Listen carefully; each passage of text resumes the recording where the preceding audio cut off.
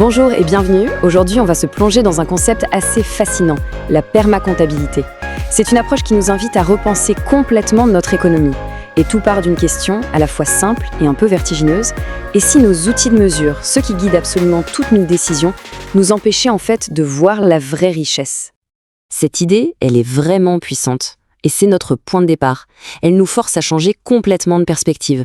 On n'est plus dans la simple gestion de ressources, mais dans une véritable responsabilité envers l'avenir. C'est un principe qui est vraiment au cœur de tout ce qu'on va voir ensemble. Voilà la question qui vient tout bousculer. Elle suggère que les indicateurs qu'on suit les yeux fermés, vous savez, le PIB, le bénéfice net, tout ça, nous guident peut-être dans le mur en nous faisant passer à côté de ce qui compte vraiment. Alors, creusons un peu cette idée. Pour savoir où aller, il faut d'abord comprendre pourquoi notre boussole actuelle est, disons-le, complètement cassée. Aujourd'hui, notre système de compta y pointe obstinément vers une seule et unique direction, le profit financier.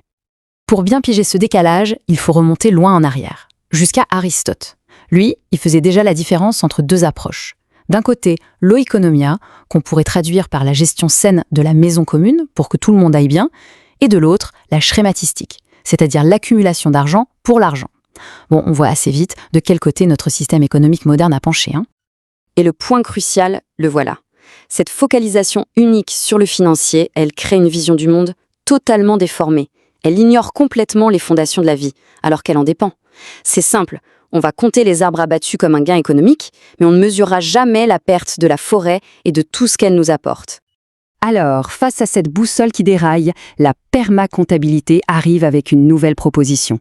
Une nouvelle boussole conçue pour naviguer autrement en se fiant aux étoiles de la vie, du lien et de la régénération. Voyons un peu sur quel principe ça repose. Attention, il ne s'agit pas d'un petit ajustement technique. Non. C'est un vrai changement de logiciel.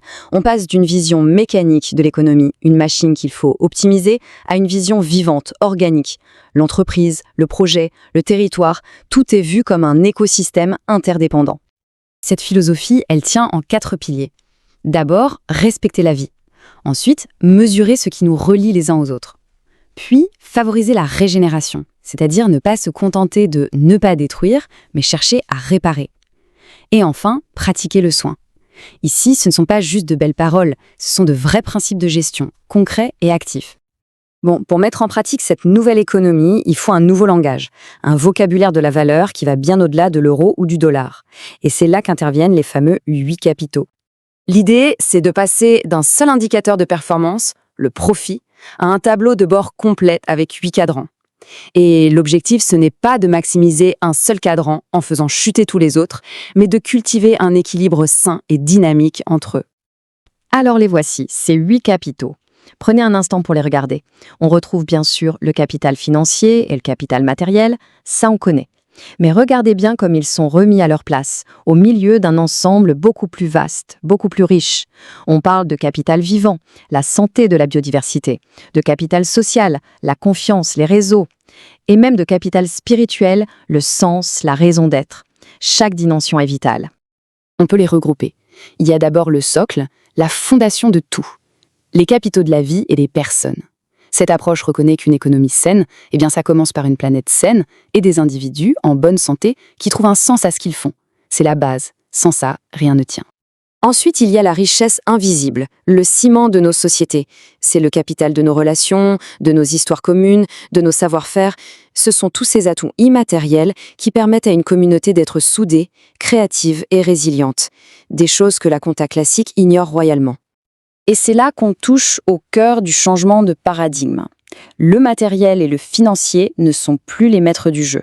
Ils redeviennent ce qu'ils n'auraient jamais dû cesser d'être. Des outils, des facilitateurs, des serviteurs, au service d'un système vivant et régénératif.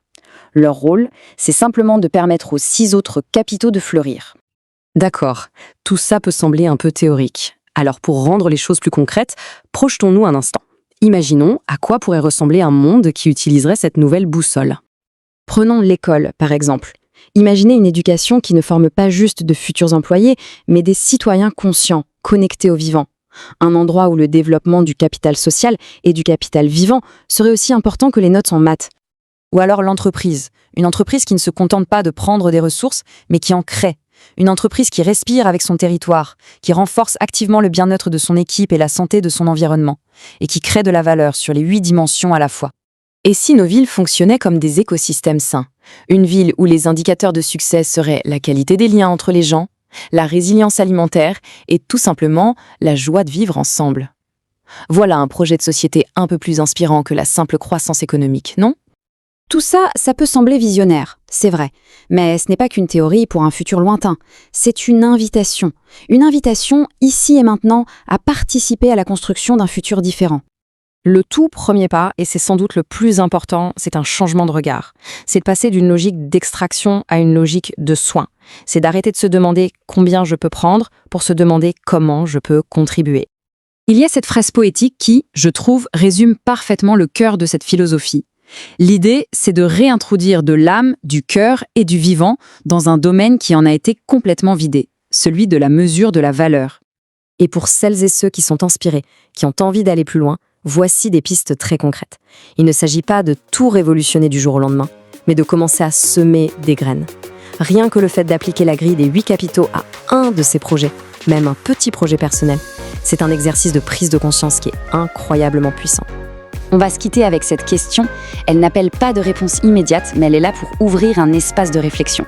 Si chaque décision économique était un geste de soin, quelles écoles, quelles entreprises, quelle ville est-ce qu'on construirait? C'est peut-être là, dans cette question, que se trouve la véritable richesse.